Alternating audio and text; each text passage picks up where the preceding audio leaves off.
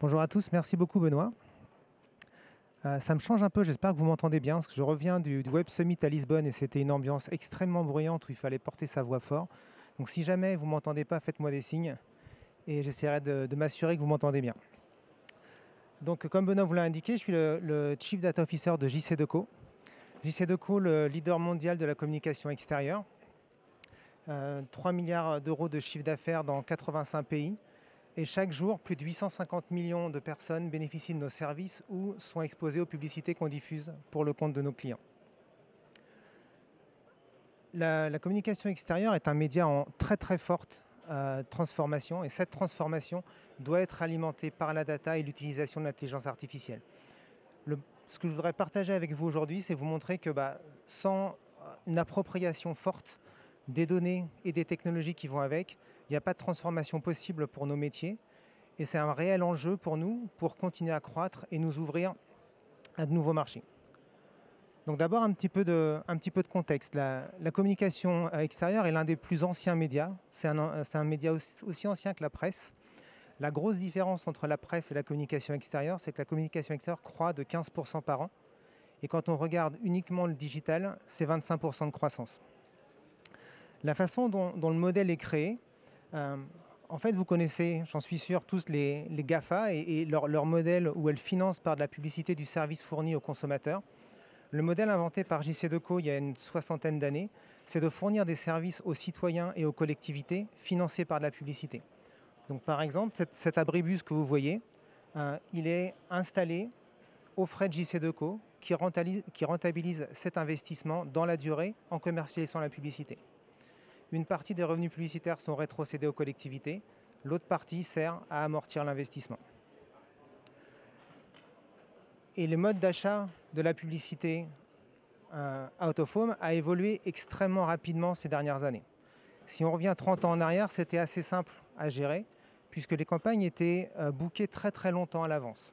On réservait pour plusieurs semaines un certain nombre de faces sur lesquelles des opérateurs venaient coller des affiches qui étaient créées soigneusement par des agences. Donc c'était un univers très très fermé avec un rythme assez lent où il y avait un réel poids de l'agence conseil, sa capacité à faire la bonne créa, à faire la bonne recommandation, à quel endroit les différentes affiches devaient être collées.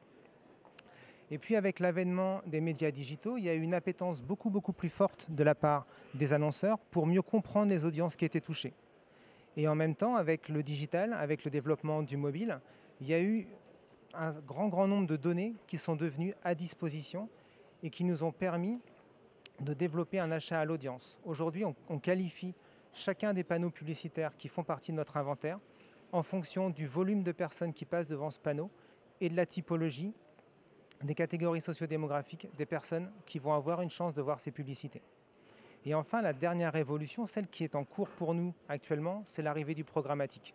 Encore une fois, une forte demande de la part des marques qui ont pris l'habitude sur les médias digitaux de pouvoir facilement accéder à des outils de planning, à des outils d'achat, à des outils de suivi et d'optimisation de leur campagne et qui cherchent à retrouver exactement la même chose dans le milieu de la publicité sur l'espace public. Donc je tenais à vous donner ce contexte-là, puisque c'est dans ce contexte qu'on doit évoluer, dans ce contexte que nous devons tirer de plus en plus profit de la donnée et mettre en place les bonnes solutions et les bons outils pour permettre à nos équipes de fournir de plus en plus de valeur à nos clients. Cette transformation de l'achat vers le programmatique, vous allez le voir, a des impacts majeurs sur 3 domaines importants. Le premier, c'est le planning. Comment on va faire pour réussir à définir sur quels emplacements on va diffuser les messages au bon moment.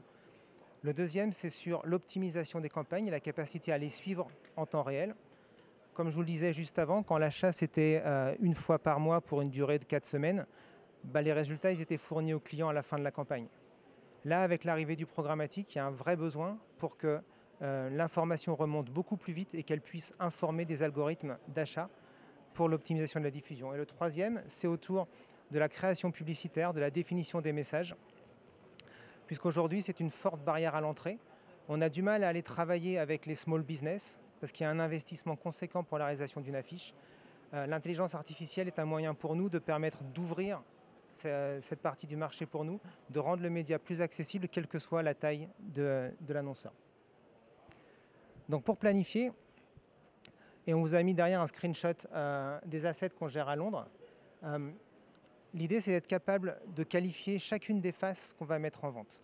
Être capable de connaître leur position précise, mais aussi de savoir quel volume de consommateurs va passer devant et du bon côté par jour, par heure, de comprendre aussi quels sont les impacts de certains facteurs extérieurs pour être capable de calculer plus vite, de réellement mesurer.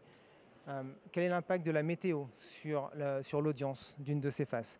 Quel va être l'impact de l'organisation d'un événement à côté? Vous avez vu que la Coupe du monde de rugby, la force de ces événements pour drainer une forte population à un endroit, avec l'accélération de l'achat, avec le mouvement de l'achat vers le programmatique, on a besoin de tenir compte de ça.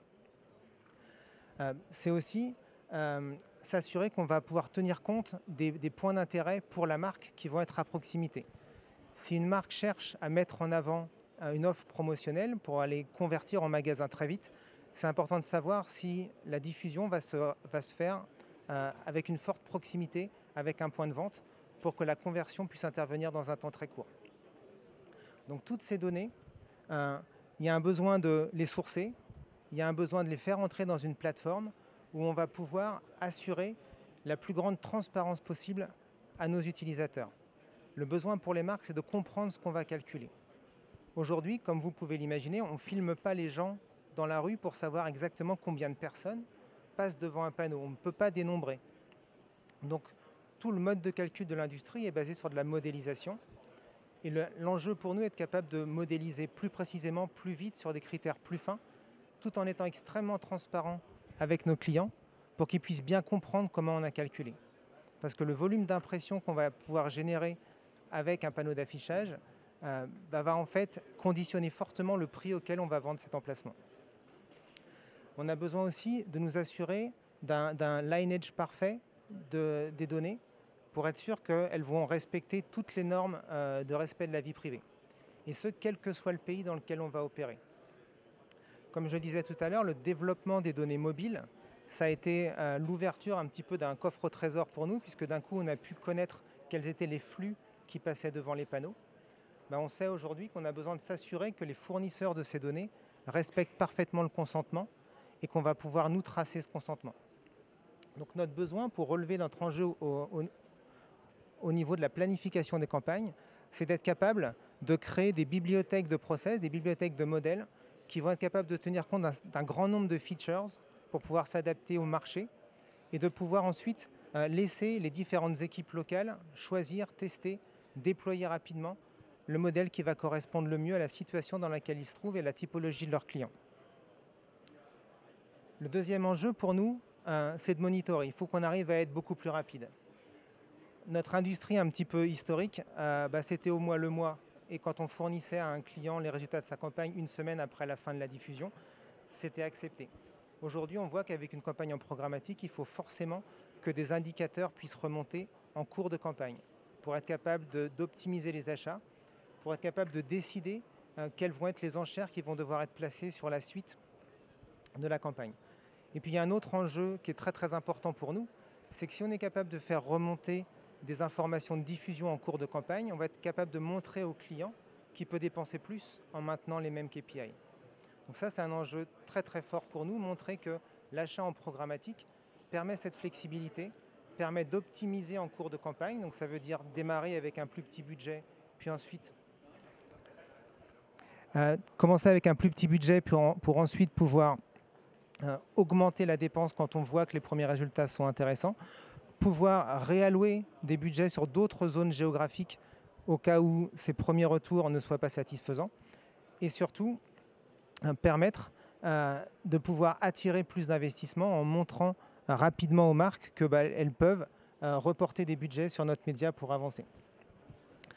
Donc ce monitoring, ça nous demande d'être capable de modéliser, puisque toutes nos métriques sont basées sur des modèles. La bonne nouvelle pour nous, c'est qu'on voit qu'aujourd'hui, également dans le digital, il n'y a plus que de la modélisation avec la disparition du cookie. Donc on sait qu'en montrant des modèles transparents, mais rapides à nos utilisateurs, on va pouvoir alimenter la machine, permettre que les campagnes soient non seulement efficaces, mais également optimisées en cours de campagne. Enfin, le troisième point important, c'est faire tomber l'une des plus grandes barrières de la communication extérieure, qui est la création des affiches, la création du média qui va être diffusé. Aujourd'hui, la plupart de nos clients ont recours à des agences et ont un petit peu peur de se lancer. Au sein de JCDecaux, on a utilisé du deep learning pour développer une application qui se base sur des études d'eye tracking et qui nous permet, avant que la campagne commence, de pouvoir tester et de réaliser une heatmap sur chacune des créas. Ce qui va permettre de donner un feedback au client pour pouvoir le rassurer ou l'assurer que soit son logo, soit l'image de son produit, soit son slogan va attirer suffisamment le regard, attirer suffisamment l'attention du consommateur pour être efficace. La deuxième étape autour de ça pour nous, c'est de dire ça permet de faire tomber une barrière à l'entrée puisqu'on peut venir avec un concept au départ très simple, et d'ailleurs l'exemple que je vous donne là est extrêmement simple, et utiliser les feedbacks et les recommandations générées par de l'intelligence artificielle pour être capable d'itérer et d'améliorer sa créa jusqu'à ce qu'on obtienne un résultat qui correspond aux attentes. Et enfin, la troisième étape, et je suis sûr que vous me voyez venir avec ça, c'est toute la partie intelligence artificielle générative, où là, l'objectif d'ici quelques mois ou quelques années sera de permettre, en passant par un prompt, de permettre à la marque de pouvoir briefer une intelligence artificielle pour qu'elle crée automatiquement la meilleure affiche possible qui pourra ensuite être diffusée. Ensuite être diffusée, pardon. Et ça ouvre aussi sur la création beaucoup plus avancée et la mise en place de formats 3D, de formats qui vont créer plus d'interaction et plus d'engagement de la part des consommateurs. Sur l'étude elle-même, il y a une partie heatmap qui permet de savoir où le regard du consommateur va se poser, mais il y a aussi la capacité à comprendre les séquences du regard et savoir s'il va regarder en premier une image, ou en premier la marque, ou en premier un slogan. Et ce qui est aussi très très important pour nous, c'est qu'on peut mettre ces images en contexte. Comme vous pouvez l'imaginer, si on affiche sur un abribus, mais que le consommateur passe en voiture, ce n'est pas la même expérience que s'il passe à pied.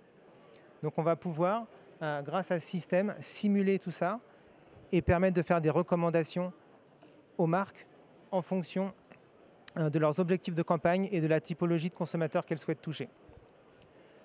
L'enjeu fort pour nous, autour des solutions à mettre en place, c'est notre capacité à avoir accès à des bibliothèques suffisamment développées d'algorithmes et de modèles pour qu'on puisse toujours tester et identifier ceux qui fonctionnent le mieux par rapport à nos contraintes.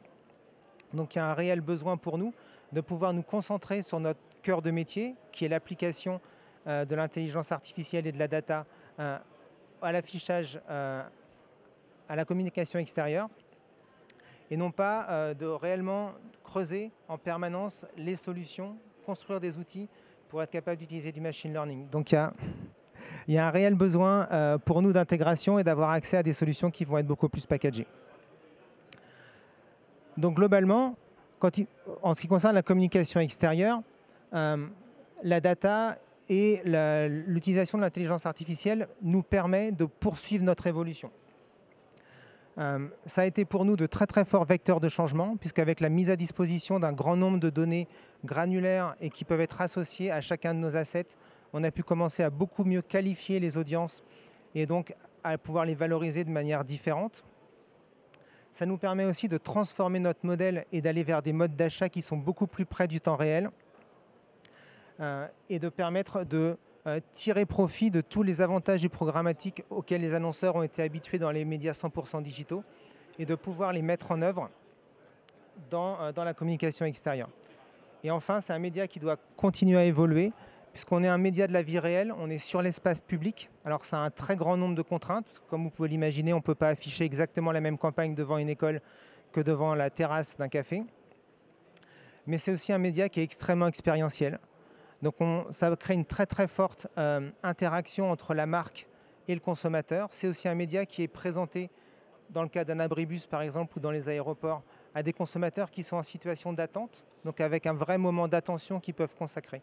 Donc on sait qu'on doit pouvoir aller vers des médias plus dynamiques, des formats plus dynamiques basés par exemple sur la 3D et la génération d'expériences.